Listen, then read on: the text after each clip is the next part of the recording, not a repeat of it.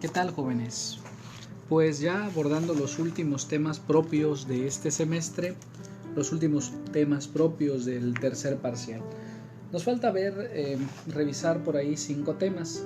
Un tema tiene que ver con la filosofía como una disciplina que nos ayuda a romper con algunas creencias o a presentar las creencias con un andamio un poco más sólido. Y ese tema está en el anexo número 1, que se titula está escrito en los astros vuestro éxito en el bachillerato. Vamos a ir revisando esto. Después, en el anexo número 2, tenemos por ahí un texto que nos va a plantear el asunto del arte, que dice: ¿qué hace la Gioconda en el comedor de vuestros abuelos? Por ahí el anexo número 3 se titula así, es una pregunta: ¿hay que trasplantar el cerebro de vuestro profesor de filo en su colega de gimnasia? Después hay un tema que solo es específico para la carrera de laboratorio clínico, que es el anexo 4, que dice: ¿qué parte de vuestro cerebro desaparece en una noche pasada de copas? Después, con respecto al grupo de programación, otra pregunta dice: ¿podéis prescindir de vuestro teléfono móvil?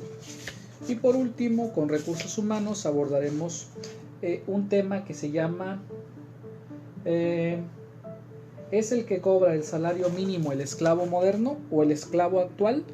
Estos 6 textitos cortos están en un libro que se llama El Antimanual de Filosofía, del cual ya comenté el año pasado en el audio titulado. El año pasado los titulaba por número, en el audio 7, luego el audio 7.2, 7.2.1 y así los audios que en esa vez apuntalé, escribí, comenté con respecto a la misma materia con otros autores. Recuerdo que en aquel año 2020 ocupé mucho El mundo de Sofía, un libro que les recomiendo. Es una novela de Sofía, que va recibiendo clases de filosofía a través de un anónimo, después sabremos su nombre, pero bueno, a través de un anónimo que le hace llegar ciertas lecciones o ciertos escritos de filosofía a través de unas cartas por medio de un perro de nombre Hermes. Pero bueno, ahorita vamos a abordar estos capitulitos en 4 autores. Primero vamos a abordarla desde el libro del Antimanual, que es un texto de Michel Onfray. Es un prólogo de José Antonio Marina, ¿no? Este libro del Antimanual tiene ciertas características. Dentro de sus características es que es para chavos de prepa en España, se ocupa mucho en Cataluña, siempre parten los títulos de una pregunta, están acompañados de cierto dibujito que alude al texto, está la lección y también está acompañada de algún texto de algún autor citado. Por ejemplo, cuando hablamos del salario o del asalariado, si es el esclavo moderno, y bueno, vamos a percatarnos que se habla ahí de Herbert Marcuse. Herbert Marcuse tiene un texto y que habla sobre esta parte de la esclavitud y ponen un fragmento. Otra característica de este libro, que está escrito con una ortografía no muy ortodoxa con respecto a los puntos, las mayúsculas, y por eso tiene el nombre del Antimanual, porque aborda los temas de filosofía desde una trinchera o desde un andamio poco ortodoxo. Cuando digo poco ortodoxo, ¿qué quiero decir? Bueno, lo que yo quiero decir es que no sigue ciertas reglas del pensamiento o ciertas reglas de las escuelas de filosofía con respecto a la enseñanza de los jóvenes. Por ejemplo, hay un capitulito por ahí que dice: podéis masturbarse en el patio del instituto, o sea, de la escuela, del plantel. Y bueno, no es que el texto vaya a dar como conclusión que sí, pero se aborda un gran tema que tiene que ver con la sexualidad. En este caso nosotros vamos a empezar desdibujando el gran tema, ¿no?, que es a la filosofía como la posibilidad de romper con ciertos discursos establecidos. Miren, vamos a empezar. Cuando planteamos en el tema de Dios, la muerte de Dios con Nietzsche, no estábamos planteando una exaltación de que Dios estaba muerto y que entonces nosotros éramos los dioses o que éramos los grandes sujetos rectores del mundo o los grandes sujetos protagonistas de la historia. La Ilustración es lo que quería, que el hombre fuera el protagonista de la historia a través de un Estado, a través de una sociedad, a través de un pacto social. Algunos románticos de la política, como por ejemplo Hegel o como por ejemplo Herder, que son dos autores, que podemos encontrarlos a Hegel con la dialéctica del amo y del esclavo, lecciones de historia universal.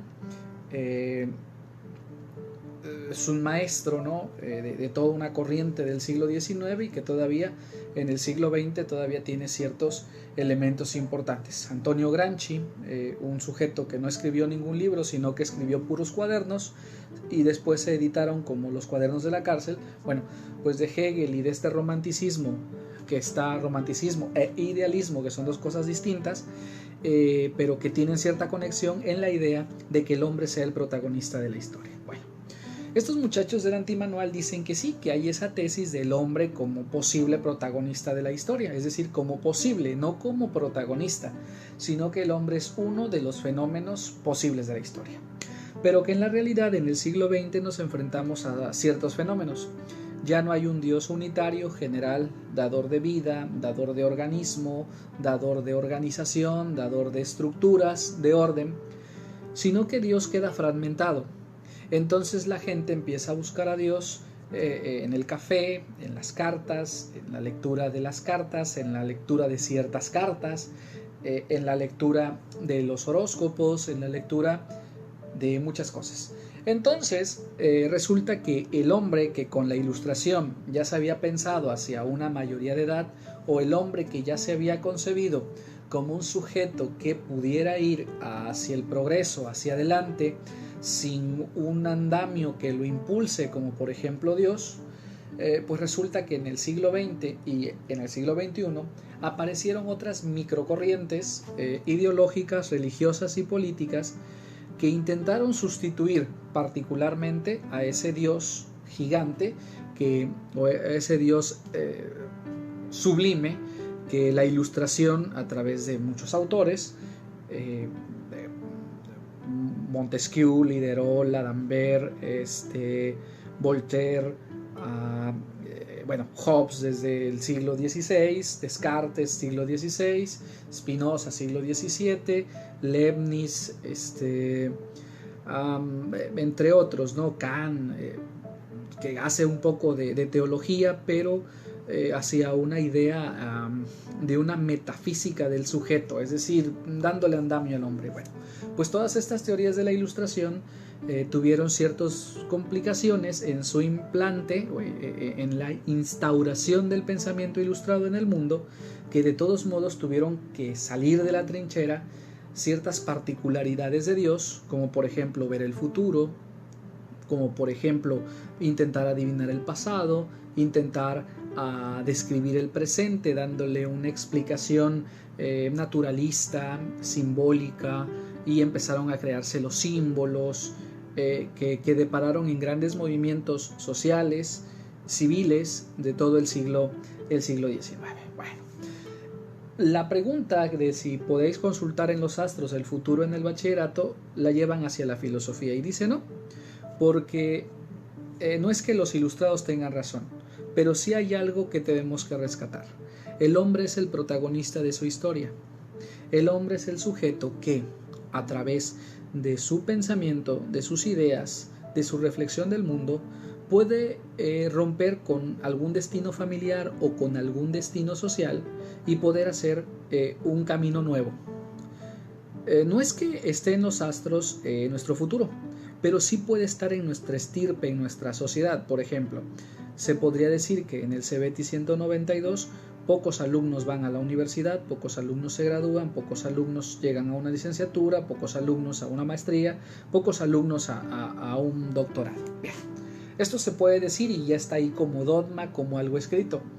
Pero en el momento de que empieza a haber alumnos que sí van a la universidad, que sí terminan, que sí tienen la licencia, que sí llegan a la maestría, que sí llegan al doctorado o que hacen una carrera profesional seria y con ciertos beneficios y que rompen con ese futuro que la sociedad les ha descrito siguiendo ciertos parámetros que se han estado repitiendo generación tras generación desde la fundación de nuestra escuela. Bueno, pues esa generación habrá roto con esa idea de poder adivinar en las estrellas el futuro de los alumnos del CBT 192 cuando surjan ciertas generaciones que vayan rompiendo con eso.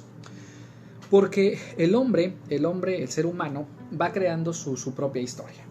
Cierto es, nos va planteando la lectura, que la filosofía se enfrenta a la mitología. La mitología es un antecedente de la filosofía, pero cuando la filosofía llega e interpreta los símbolos de la mitología se vuelve cierta rival o cierta enemiga de la filosofía, porque la filosofía quiere romper con los mitos, la filosofía quiere disolver los mitos para que el hombre obtenga su libertad. La mitología en este sentido pues le va a poner metáforas, le va a poner bellas palabras a lo que sucede en el mundo y se lo va a atribuir a una fuerza superior. Es decir, la mitología tiene la intención de ser la primera narradora o la primera entrada para poder explicar los elementos de la naturaleza. La filosofía posteriormente hará un análisis de la mitología y dirá, bueno, aquí hay un conjunto de hombres que se reflejan en la mitología, pero la mitología es diferente. O sea, el hombre construye la mitología para explicarse, pero cuando llega a la filosofía genera otras explicaciones que dejan atrás a la mitología. Digamos que la mitología en este sentido es un primer paso para el conocimiento. O sea, conocemos a través de la leyenda, del mito. La ciencia en este sentido va un poco atrás, porque la ciencia viene naciendo de la filosofía, en tanto que la filosofía plantea las preguntas y la ciencia vendrá a dar ciertas respuestas, y esas respuestas son el desarrollo científico-tecnológico. Se pone el ejemplo de un rayo. Un rayo hace 2000 o 3000 años tendría una explicación mítica. Los dioses se enojaron. O una lluvia los dioses nos bendijeron con la lluvia para la tierra. Y bendecir quiere decir bien decir un bien para nosotros. Maldijeron, decir un mal para nosotros, ¿no? Entonces, cuando pasa la ciencia y un poquito del desarrollo de la física nos va a explicar que no, que son energías, que es la energía acumulada, que cae a la Tierra a través de fuerzas de viento, a través de fuerzas de luz contenidas, y que llegan a la Tierra y que de ahí explotan, revientan, truenan, suenan, y que ese es un rayo. Entonces, en este sentido, la filosofía nos va a permitir dar ciertas pinceladas o avanzar hacia ciertos puntos, avanzar hacia ciertos referentes para poder entendernos en el mundo, ¿no? El destino es un concepto muy, muy interesante que debemos tomar en cuenta, porque con el destino se ha jugado. Tu destino ya está trazado a través de las moiras, que está en la mitología griega, o a través de las parcas, que también está en la mitología griega, o por ejemplo, hoy 18 de mayo, preguntaban algo sobre los nahuales en un chat de voz. Bueno, pues estos nahuales serían también ese destino, ¿no? O sea, ese nahual apareció aquí, ese chaneque, ese nahual también apareció aquí y será ese animal tuyo protector, o tú serás de ese animal que te protegerá o que te resguardará. Es decir, el concepto de destino dentro de la cultura occidental y dentro de las culturas que están en Occidente, que todavía guardan conceptos primitivos como destino, explicaban al mundo a través de este elemento, de este concepto, que es atribuirle a algo externo a nosotros cierto futuro o cierta finalidad para nosotros. Es que ya estaba trazado tu destino de que ibas a ser maestro. Sí, o sea, tú nada más tenías que seguirlo. Bueno, la filosofía nos dice que no, que ese destino no está trazado, que lo que se va construyendo es un proyecto, se va construyendo todo un fenómeno que nos permite entendernos, que nos permite describirnos. Otro elemento a rescatar del texto, y que yo les invito a que lo lean con mucha claridad, ¿sí? Es esta cuestión de si está escrito, ¿no? Muchas veces los epígonos de estas nuevas posturas fragmentarias de la religión, de las religiones, de lo religioso, de Dios, juegan con la palabra ya está escrito. Es que ya estaba escrito que tú ibas a tronar con tu novia. No había nada escrito. O sea, un psicoanalista te podría dar ciertas pautas, ya sea para que las sigas o ya sea para que las rompas.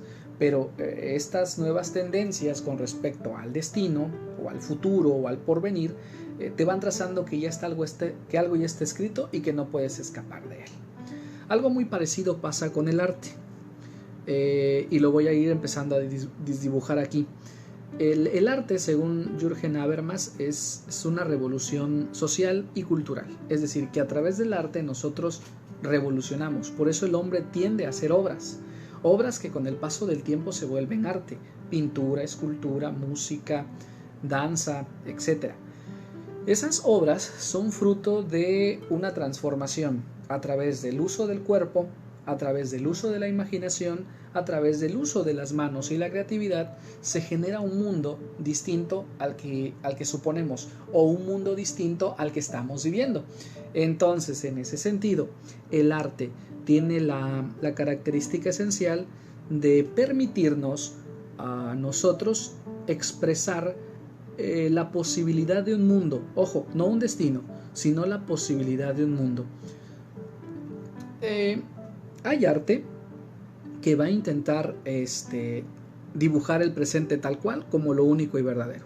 Por ejemplo, Hegel sostenía que pues había pueblos con historia, es decir, los pueblos conscientes, que esos eran los pueblos de Europa, y los pueblos sin historia eran aquellos que todavía seguían creyendo en los mitos, América, y que por eso estuvo bien que los europeos colonizaran a América. Eso no lo dice Hegel, eso lo deducen los historiadores eurocentristas, ¿no? A partir de esa tesis de Hegel, en Lecciones de Historia Universal, se deducen la idea de que pues si Europa era el pueblo con historia y la historia la trajeron a América, nosotros no teníamos historia, por lo tanto somos bendecidos con la gracia de los hombres civilizatorios de Occidente, de Europa. Ya lo veremos por ahí en un especial sobre el asunto de la conquista de México, ¿no? Pero continúo con esto del arte. Entonces, hay movimientos artísticos que solo intentan exhibir y exaltar este momento. Pero también hay que darle una interpretación, una hermenéutica a esos movimientos artísticos. Porque no es que quieran exaltarlo, quieren dejar huella de que también este momento fue importante. Pero también hay otras corrientes que reconocen que este movimiento es importante o que este momento histórico presente es importante, pero que existe la posibilidad de algo mejor, o que el arte permite de manera sutil expresar ciertas inquietudes internas del hombre que de otra manera no se presentarían. Y aquí viene un problema, que es a lo que va lo de qué diablos hace la imagen de la Gioconda en el comedor de vuestros abuelos. O sea, ¿qué diablos hace ahí? Es una pregunta interesante, porque la idea es: no sé qué me quiere decir la Gioconda, no sé qué me está explicando la Gioconda. No voy a hablarles de la Gioconda, voy a hablarles de este ejemplo, de esta metáfora, al decirles que podemos ver cuadros, esculturas, y que no sabemos qué quieran decir. Entonces, hay dos corrientes, bueno, tres. Una, acumular el arte para generar cierta impresión de cultura, pero no tienen ni idea de nada. Número dos, un proceso de acumular cultura para poderla estudiar. Y tres, yo hacer mi propia imagen de esa cultura. Es decir, yo veo la imagen de la Gioconda y yo la pinto a mi estilo. O sea, la imagen de la Gioconda que tengan vuestros abuelos en la sala, hombre, pues no será la de Da Vinci, será la de algún pintor que la vio y la copió. Entonces tenemos ciertas copias. Oye, pero entonces esa es una copia de la Gioconda. No, dirían los autores del antimanual. No, eso es también arte. Es una Gioconda. La Gioconda de Pito Pérez, la Gioconda de María, la Gioconda de Pedro, la Gioconda de Juan. Oye, pero está copiando. No, porque si tú comparas las dos imágenes, la Gioconda de Pedro y la Gioconda de Leonardo da Vinci, no son iguales. Oye, pero tienen los mismos colores, pero los trazos son distintos. En Leonardo es un retrato, mientras que en la obra de Pedro, que es la que se anda vendiendo y que es la que tienen vuestros abuelos en la sala, es una pieza de arte diferente. Pero la idea es que puede ser que la acumulen para decir, mira, yo tengo cultura, yo tengo arte, yo tengo un cuadro, o yo tengo aquí una posibilidad de una reinterpretación, o simplemente yo estoy recibiendo o reciclando este arte, pero el arte de Pito Pérez. No me interesa Leonardo da Vinci, me interesa, mira cómo lo hizo Pito Pérez, cómo lo hizo Pedro, cómo lo hizo Juan. Y aquí la lectura nos va planteando el arte kitsch. El arte kitsch es ese arte urbano, ese arte no institucional que lleva a pintar cosas en una pared, que lleva a hacer dibujos que representen alguna lectura, que representen algún fenómeno. Ahora, seguimos con esta idea muy hegeliana de lo eurocentrista. ¿Qué es arte? No, pues aquello que viene de escuela y con ciertas reglas. Ok, eso es un arte en sentido moderno. Entonces, ¿qué es lo que vemos nosotros cuando una señora teje, cuando una señora borda, cuando una señora pinta un lienzo? No, bueno, eso es artesanía, o sea, artesano, porque está hecho con la mano, está hecho, no tiene ningún fenómeno industrial. Ok, pero ¿no será decir artesanía como ponerle un segundo grado del arte? Los del arte kitsch se burlan de eso. Dicen, no, arte es una expresión del hombre en donde presenta sus sentimientos y su visión del mundo. Ya después será bellas artes. Sí, cumple con los parámetros de la escuela de San Carlos, o de la escuela del Museo del Prado, o de la escuela de Aviñón, escuelas de arte, de pintura.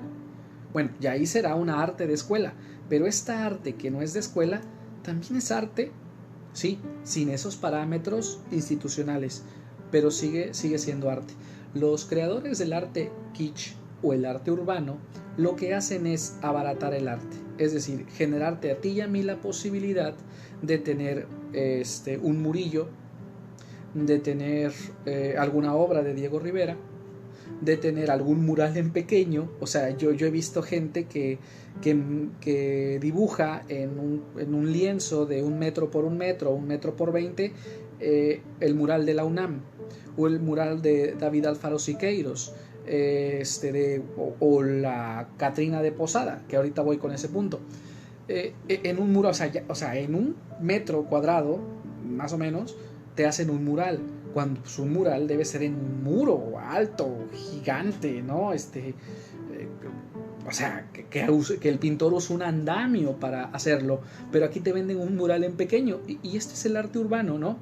Que te vulgariza el arte, pero para ser accesible, o para hacerla accesible o asequible, es decir, para que tú puedas tener en tu casa alguna imagen artística y formes parte de este movimiento muralista mexicano, ¿no?